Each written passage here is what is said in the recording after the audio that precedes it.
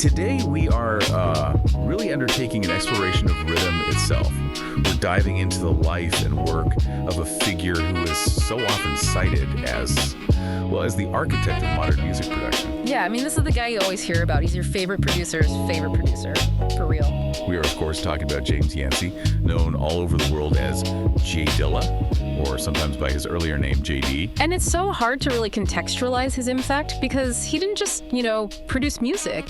He fundamentally changed what we expect from rhythm, from hip-hop, from soul, basically every genre of electronic music that came after him. And for you, the learner, diving into all this material with us, the mission today isn't just about memorizing a list of who he worked with. No, not at all. Our goal is to really get into the process, his philosophy, and that revolutionary approach to timing that made his beats, which were made on a machine, sound so profoundly and exquisitely human.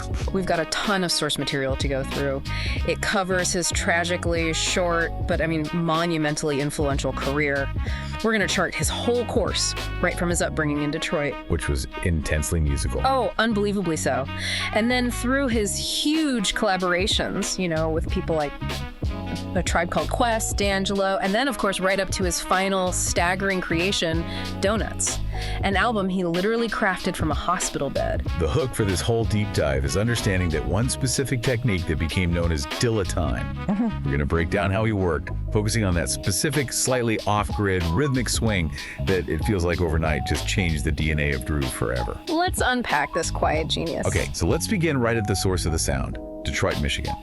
James DeWitt Yancey was born on February 7, 1974. And he's born into a city that's really defined by two huge things: industrial power and just unparalleled musical innovation. Detroit is such a unique place, a real incubator. It's the city of assembly lines, where everything is about precision and clockwork consistency. Right. But at the same time, this is the city that birthed Motown, which was all about polish and pop precision. And yet it also gave us Parliament Funkadelic, which was just wild, cosmic, and completely loose. And techno. And critically, the cradle of techno, which is the perfect intersection of man and machine. You can almost see that collision right there, structure and this kind of wild creativity in the environment James grew up in. The Yancey household wasn't just supportive of music. No. The sources suggest it was basically a functioning conservatory. That's a perfect way to put it. This was not a family where music was just some casual background noise. His father, Beverly DeWitt Yancey, was a seasoned jazz bassist and a vocalist. He brought all this deep harmonic knowledge and that improvisational spirit right into the home. And then, crucially, his mother, Maureen Maudukes Yancey, was an opera singer and a keyboardist. Just think about that spectrum of sound that's surrounding him as a kid. Yeah. You have the structured, formal mastery of opera blending, just seamlessly, with the loose, improvisational fire of jazz and funk. And that exposure meant James was just immersed in this huge musical vocabulary: jazz, funk, soul, gospel, classical, everything. And the source material makes it so clear that instruments and music weren't treated like decorative hobbies. As there were tools. They were essential tools for life, for expression. And this fostered a really unique way of learning. His parents, they fostered this curiosity. So when James was banging away on a keyboard or, later on a drum machine, they didn't treat it as disruptive noise. They called it practice. Exactly, it was practice. They really emphasized the importance of understanding the why behind the rhythm, not just the what.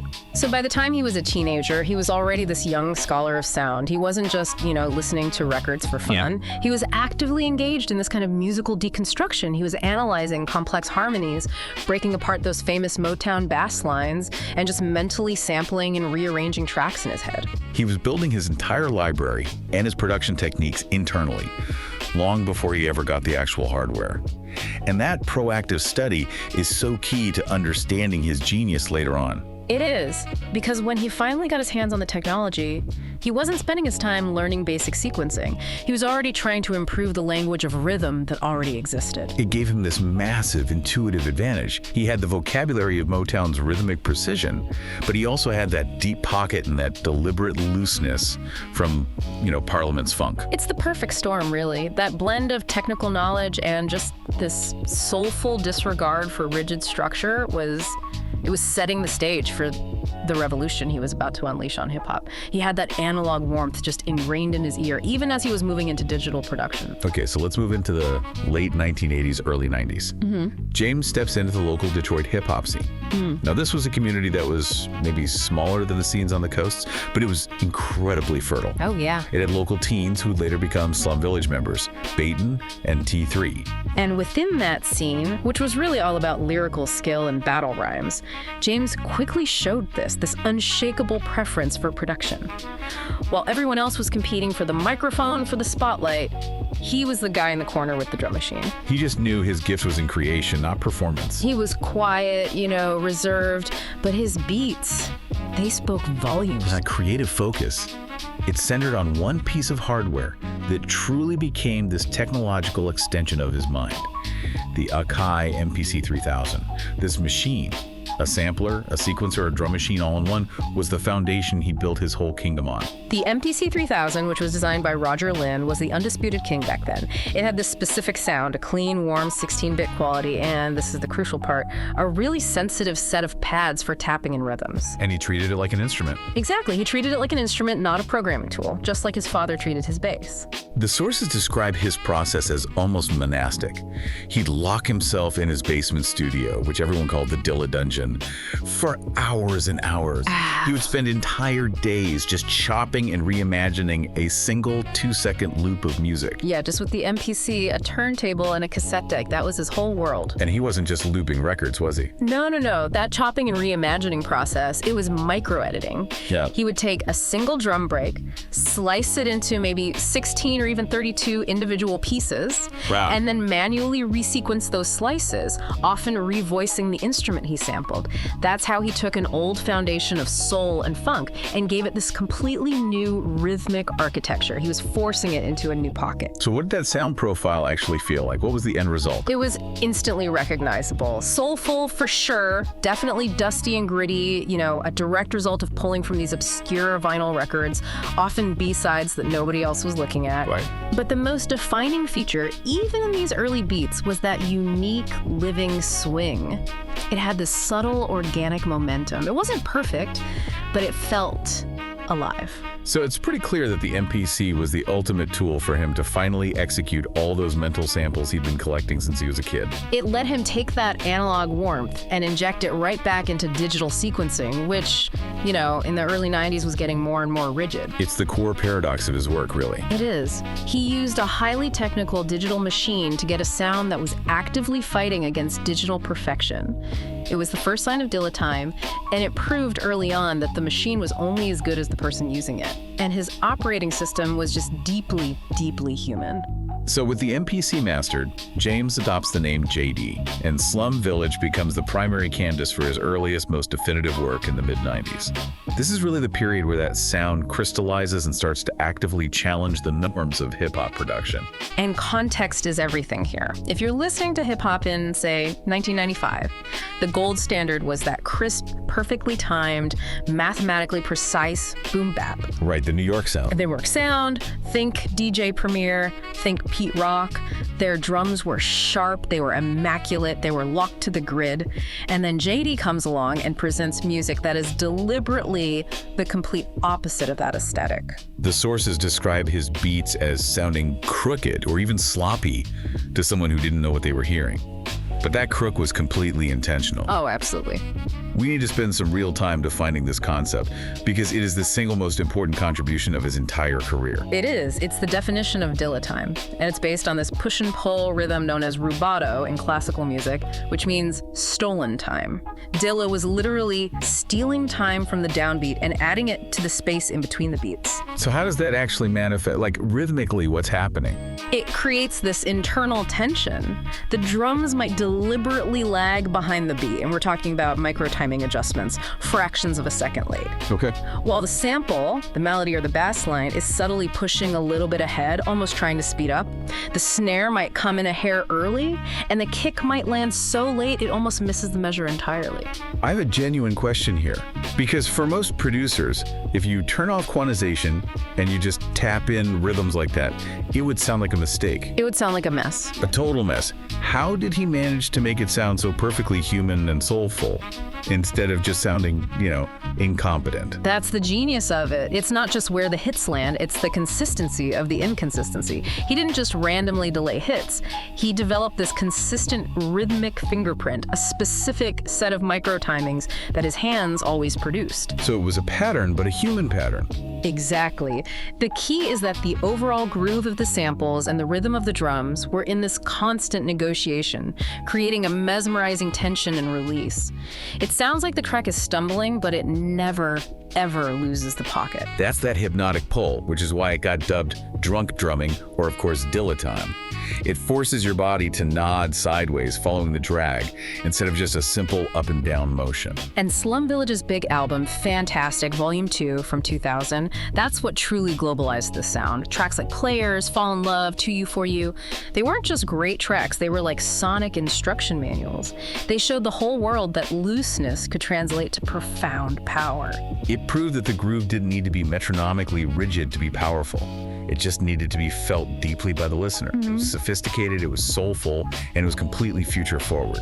And what's crucial is that listeners didn't need a music degree to get it. They could feel the difference. They could sense that the music was breathing, that it was alive, moving with them, instead of being dictated by some sterile digital clock. It was the moment the machine got a recognizable heartbeat. So Slum Village establishes JD in the underground, but then his career just explodes when that unique sound catches the ear of the established legends on the East Coast. This is really the moment Detroit creativity meets the New York vanguard. And the key figure in this whole thing was Q-Tip from A Tribe Called Quest. Q-Tip was already a revered producer, known for his own jazz-inflected, smooth style. Right. When he heard Dilla's early tapes, the sources say he recognized an immediate evolution of the sound that he himself had pioneered. He saw a talent so rare that he acted fast to bring Dilla into his circle. And this wasn't just a friendly feature on a track. Dilla was invited into the Extended Native Tongues Collective. That's a massive cultural endorsement, connecting him to ATCQ, to De La Soul, the Jungle Brothers. It was a signal. It signaled that Dilla wasn't just some regional anomaly, but that he was part of hip-hop's intellectual and, soulful aristocracy. He was then absorbed into the production team known as UMAH, alongside Q-Tip and Ali Shaheed Muhammad. Right, and that distinction is important for you, the learner. Native Tongues was the broad artistic and philosophical collective. UMAH was the core production unit. Dilla's inclusion was a recognition that Tribe's sound, after years of being brilliant, needed a kind of rhythmic injection to stay fresh. That brings up a critical point. What flaw or what gap in Tribe's existing sound did Dilla solve? Yeah. What did he add that Q-Tip couldn't do himself? Well, Q-Tip's genius was always in the harmony, the selection of those jazzy warm loops, and the pristine, crisp sound engineering. But by the mid-90s, the pendulum had kind of swung towards rigidity in production. Okay. Dilla brought the looseness back. He provided this rhythmic depth and swing that Q-Tip, who was working with traditional quantization, couldn't achieve as organically. So let's look at his contributions to A Tribe Called Quest on albums like Beats, Rhymes, and Life in '96, and The Love Movement in '98. Dilla injected that signature warmth and that deliberate rhythmic looseness. His beats are recognizable because they just glide. They feel less anchored to that hard, concrete grid of the New York sound. You can hear it. Oh yeah. Tracks like Find a Way, Once Again, and Stressed Out have that subtle Dilla fingerprint. It makes the tracks feel weightless but incredibly groovy at the same time. His timing was instrumental in transitioning Tribe into a more mature jazz-funk sound. And his influence quickly spread to other major players in the collective, especially De La Soul. Yes. Dilla worked on huge tracks for De La Soul, including a co-production credit on Stakes is High, which is just an undisputed classic of conscious hip-hop. An all-timer. An all-timer. He also did much more, and Through Ya City. He was successfully injecting the distinct sound of Detroit soul and rhythmic subversion right into the heart of the East Coast sound. What's truly fascinating is how Dilla managed to keep his own identity while integrating into these really established, powerful groups. His sound was revolutionary enough to stand out, but it was also soulful enough to blend with that Native Tongues aesthetic of intellectual, jazz-infused rap. It speaks volumes about his profound respect for the source material and for the artist's vibe. He never overwhelmed the artist, he just elevated the rhythmic foundation. He showed that you could be radical in your timing without being disruptive to the overall emotional tone of the music. His inclusion in UMAH validated the idea that rhythmic imperfection was the new frontier for soulful soulful hip-hop. So, if the Native Sons connection was the collective absolutely crowned him royalty. This movement, which was centered around New York's Electric Lady Studios in the late 90s and early 2000s, was a revolution in organic fusion music. The Soulquarians were a genuine, intentional supergroup. They wanted to fuse soul, jazz, hip-hop, Afrocentric experimentation, all while capturing the organic, analog feel of classic records. It was less about sampling old music and more about creating new music that felt old, raw, and deeply groovy. The core lineup alone is just staggering. You have D'Angelo, Questlove, Erykah Badu, Common, Bilal, James Poyser, and of course Dilla. He was positioned right at the epicenter of this neo-soul renaissance. And his influence here is arguably even more subtle and profound than just his production credits might suggest. I mean, take D'Angelo's seminal 2000 album, Voodoo. A masterpiece. A masterpiece. And Questlove, the legendary drummer, has said over and over again that Dilla's beat tapes and his specific rhythmic concepts were the direct foundational inspiration for the drumming style on the entire album. That's a powerful statement. So Dilla's machine-made beats were acting as rhythmic blueprints for a human drummer, one of the best in the world to emulate live on a kit. Precisely. Questlove spent hours trying to mimic Dilla's unquantized, deliberate drag on his live drum kit. He was learning how to use space, how to delay, how to anticipate the very essence of Dilla time, but translating it into an acoustic performance. So you can hear Dilla's fingerprints on tracks like Left and Right and Devil's Pie. Even though the instrumentation is entirely live, it's performed in that incredibly loose, deep pocket. Dilla taught the world how to play time differently. This era also marked a huge, career-defining turning point for Common, specifically with the 2000 album, Like Water for Chocolate. Dilla was responsible for a huge foundational portion of the production on that. That partnership was just a masterclass in synthesis. The Light is the perfect track to analyze Dilla's brilliance for a wider audience. It's warm, it's uplifting, and it's built around a simple looping sample from Bobby Caldwell. Dilla took that sample, cleaned it up, and added drums that had that irresistible, almost lagging swing.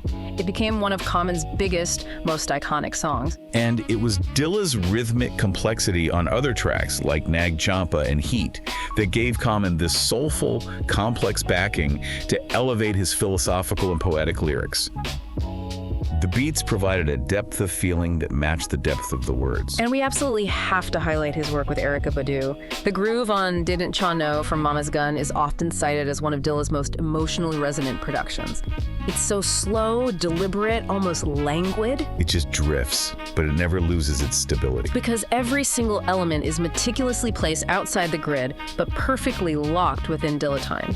It showcases his ability to use samples, in this case from a group called Tarika Blue, not just as melodic loops, but as these profound textures that enhance the song's emotional weight. So the Soulquarians period didn't just cement his status. No, it validated the whole idea that hip-hop production, specifically Dilla's rhythmic invention, was the essential spiritual foundation for modern soul music.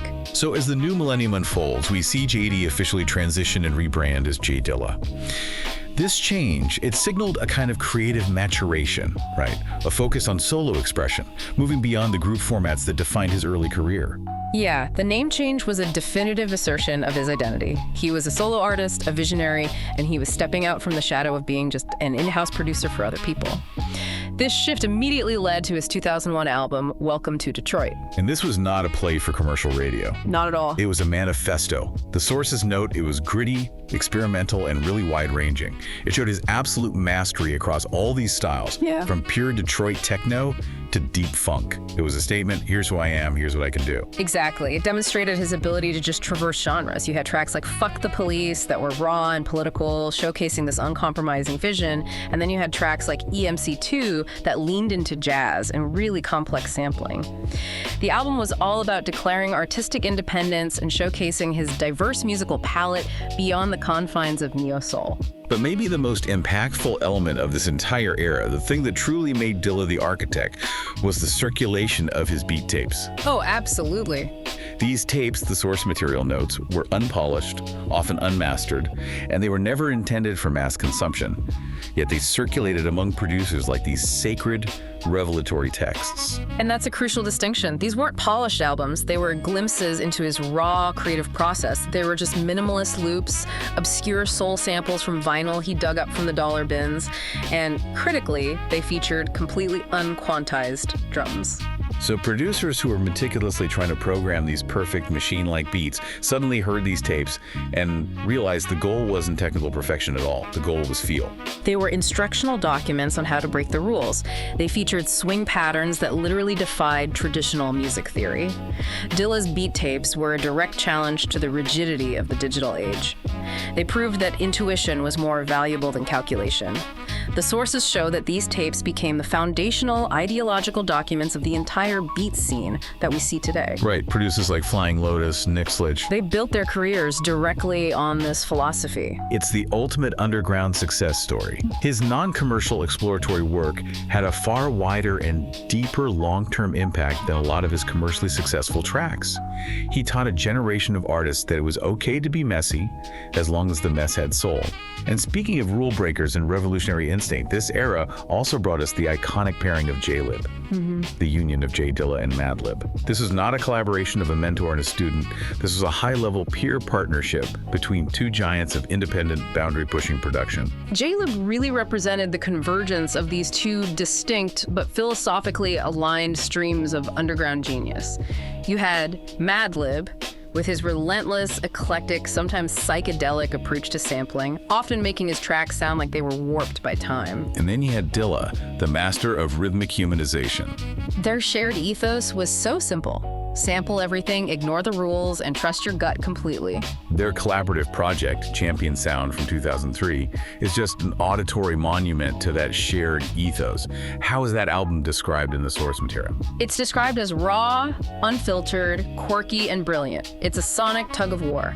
Dilla would contribute a track that was pure, buttery, swinging soul, perfectly looped. And then Madlib might counter with a track that sounded intentionally distorted, maybe filtered through a beat-up 4-track recorder to give it that vintage, dusty grime. And yet somehow they made it cohesive. They blended their styles while pushing each other creatively. They absolutely pushed boundaries. The sources note that this process forced Dilla to step away from his comfort zone of neo-soul samples and explore Madlib's psychedelic, sometimes jarring sample choices. And on the other side, Madlib, who was known for his relentless pace, often slowed down to accommodate Dilla's deep, relaxed pocket. And while Champion Sound wasn't a commercial powerhouse like a D'Angelo record, No. it instantly became a cult classic among dedicated producers and beat enthusiasts. It was a crucial defining moment for the entire beat scene that was forming all over the world. It proved that you didn't need polish or major label resources to create transformative music. You needed vision, an incredible vinyl collection, and most importantly, the willingness to break every convention of sequencing and mixing. It pioneered the sounds we hear in lo-fi hip-hop and experimental alternative rap today. It's still a blueprint for collaborative independence. Okay, now we need to dedicate some serious time to the technical deep dive here, the how behind Dilla's sound, which is so essential for you, our listener. We keep coming back to the MPC 3000. Why did this specific machine allow him to achieve what others couldn't? So to understand Dilla, you have to understand quantization. In digital music production, when you input a rhythm, say, tapping a snare drum, if you're milliseconds off the beat, the sequencer uses quantization to automatically correct that rhythmic input. It snaps the hit perfectly onto the digital grid lines. So if a producer uses quantization, everything lands right on the mark. 1, 2, 3, 4. It's clean, mechanical, and very repeatable. Exactly. And most producers rely heavily on this, especially in boom bap, to get that powerful, precise, lockdown feel.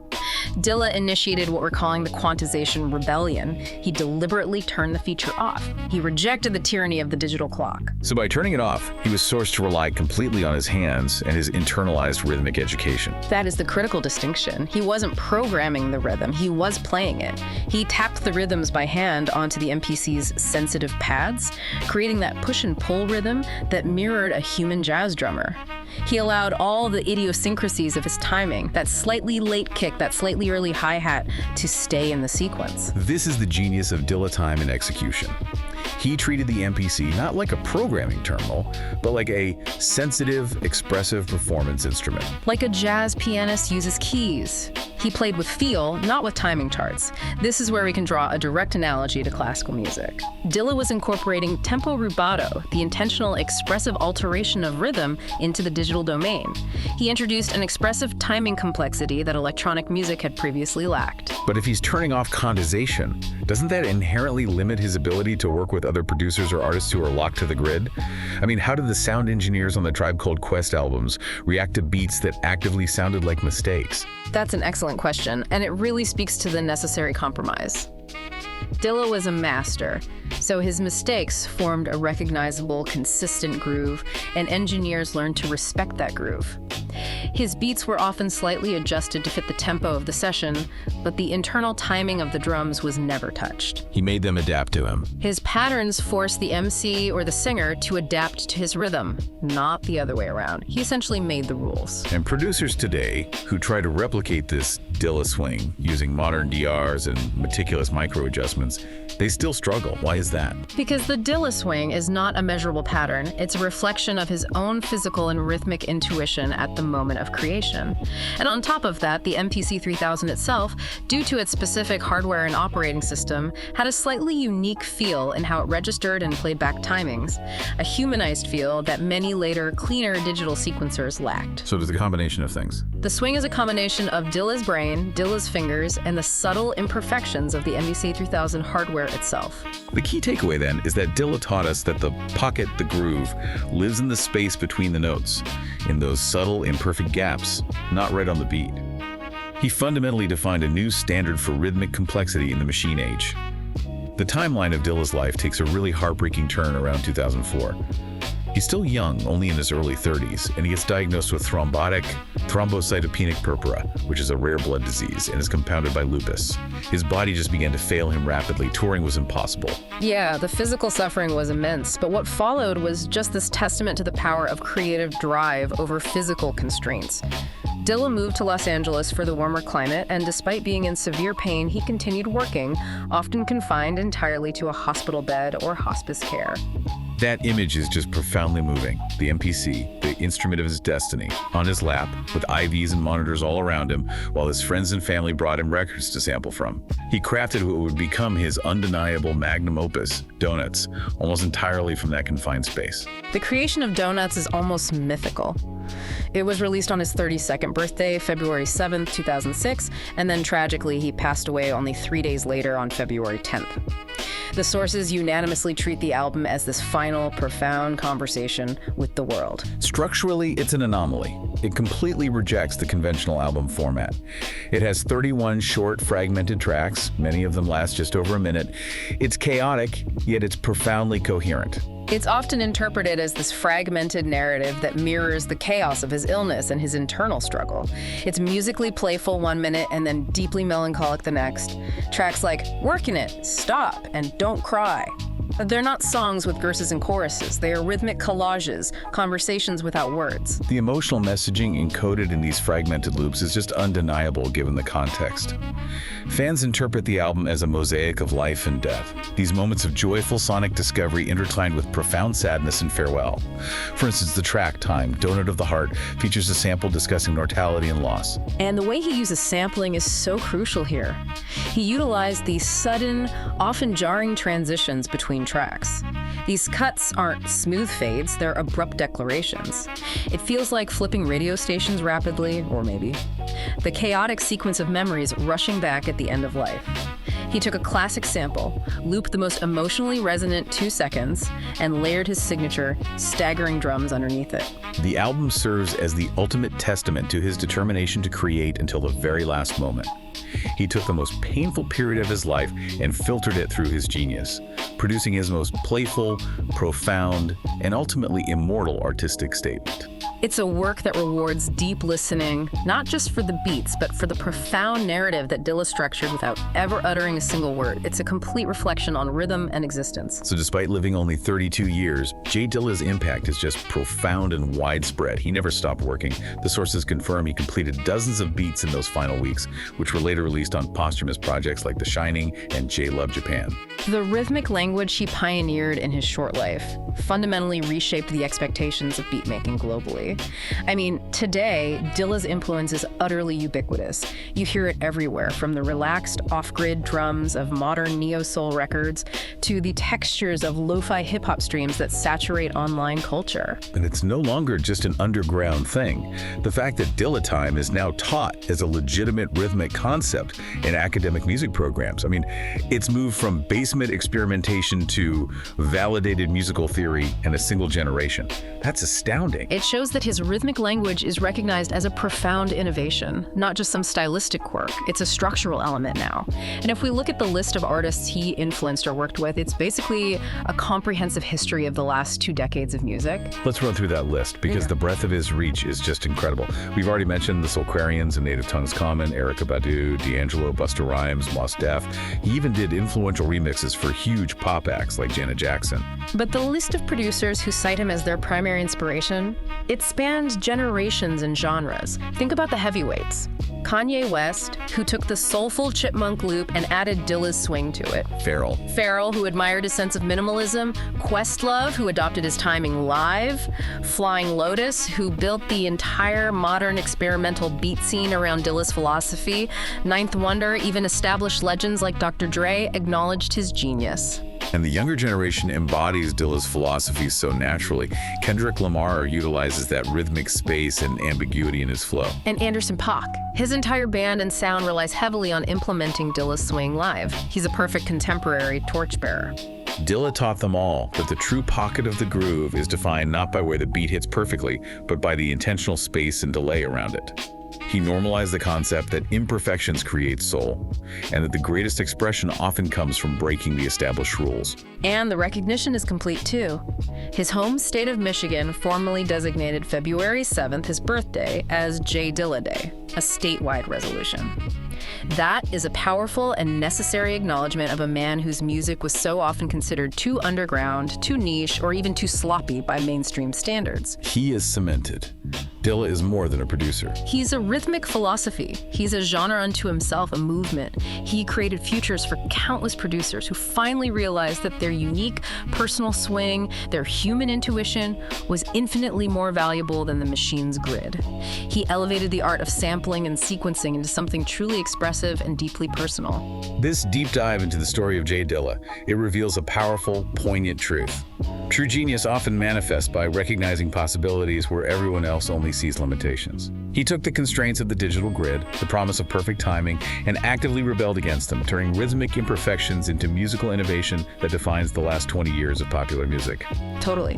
And if you've ever found yourself nodding your head to a beat that felt like it was leaning or pushing or pulling against itself, yet somehow remained flawlessly groovy, you are listening directly to the lineage of J Dilla's sound. He taught us to listen with our bodies, to feel that intentional drag. We wholeheartedly encourage you to seek out Donuts if you haven't already. Listen to those track fragments. Pay attention to the almost anxious, fragmented transitions, and just let the unquantized rhythms take hold of you. And take this final provocative thought from this deep dive with you.